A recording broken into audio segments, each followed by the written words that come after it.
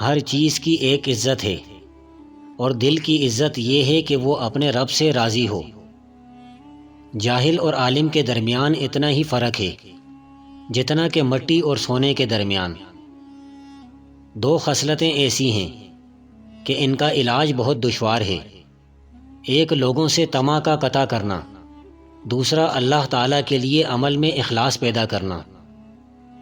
طالب حق اس وقت تک عقل مند نہیں کہلا سکتا جب تک اپنے نفس کو تمام مسلمانوں سے کمتر نہ سمجھے۔ نظر اس وقت تک پاک رہتی ہے جب تک جھکی رہے۔ دوسروں کے حال پر غور کرنے سے نصیحت حاصل ہوتی ہے۔ جو شخص اپنی قدر خود نہیں کرتا، کوئی دوسرا شخص بھی اس کی قدر نہیں پہچانتا۔ بری عادت ایک زور آور دشمن ہے اور خواہش پرستی ہلاک کر دینے والا ساتھی۔ دنیا میں سب سے کم سچائی اور امانت ہے، اور سب سے زیادہ جھوٹ اور خیانت ہے۔ فاسق کی برائی بیان کرنا غیبت نہیں۔ بوڑھے کی رائے جوان کی قوت اور زور سے اچھی ہے۔ راضی برضا رہنا اس بات کی نشاندہی ہے کہ اللہ تعالیٰ عزوجل آپ سے خوش ہے۔ اگر کوئی شخص تمہارا حق غصب کر لے اور بغیر مقدمہ بازی کے اس کی وصولی کی توقع نہ ہو تو اس حق کو چھوڑ دو، کیونکہ تمہارے دین کی اس میں حفاظت ہے۔ جس کی عقل بڑھائی جاتی ہے اس کا رزق کم کر دیا جاتا ہے۔ اگر علم تمہیں نفع نہ پہنچائے تو وہ تمہیں ضرر پہنچائے گا۔ نیکی کے ہر کام کو جلدی اختیار کرو۔ قرآن مجید ایک ایسا دریچہ ہے جس سے ہم اگلی دنیا کو دیکھ سکتے ہیں۔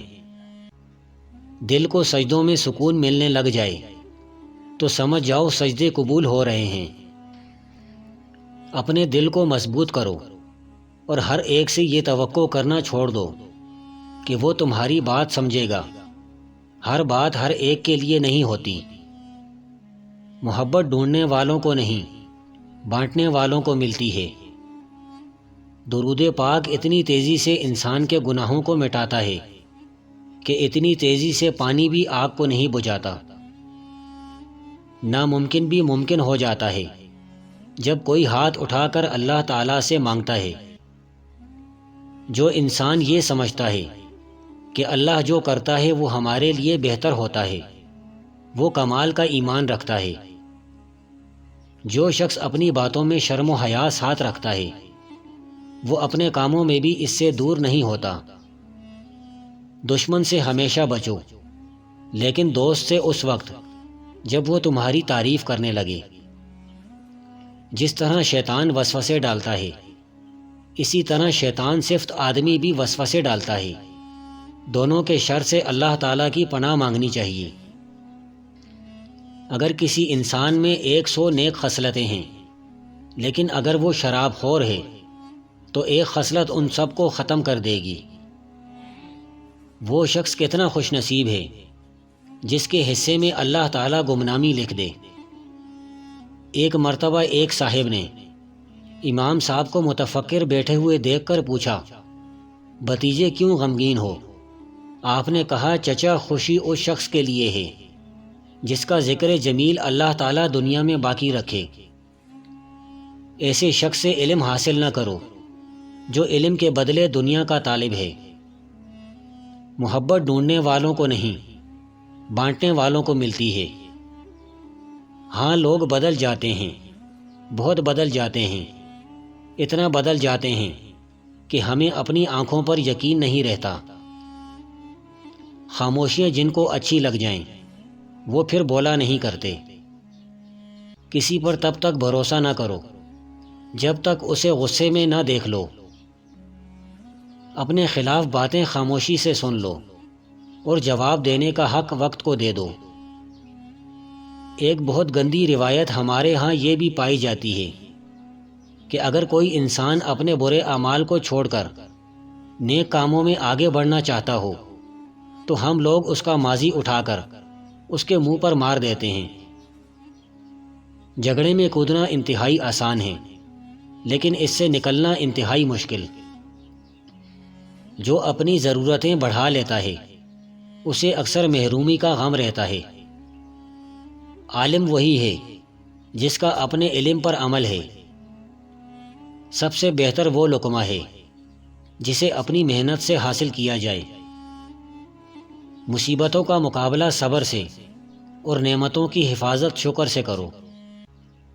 ساری دنیا کے سارے لوگ تجھے اپنے فائدے کے لیے چاہتے ہیں، صرف تیرا اللہ ہی تجھے تیرے فائدے کے لیے چاہتا ہے۔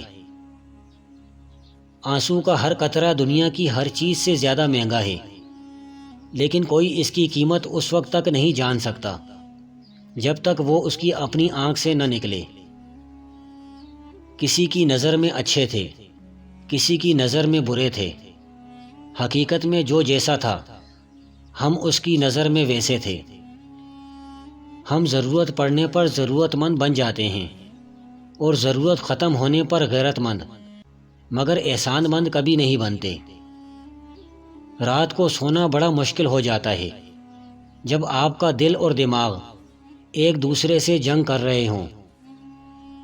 اگر بے تحاشا رزق چاہتے ہو تو اپنے گھر میں بہنوں، بھائیوں، عزیزوں اور رشتہ داروں کی دعوت کرو، تمہارا رزق ان کے وسیلے سے بڑھ جائے گا۔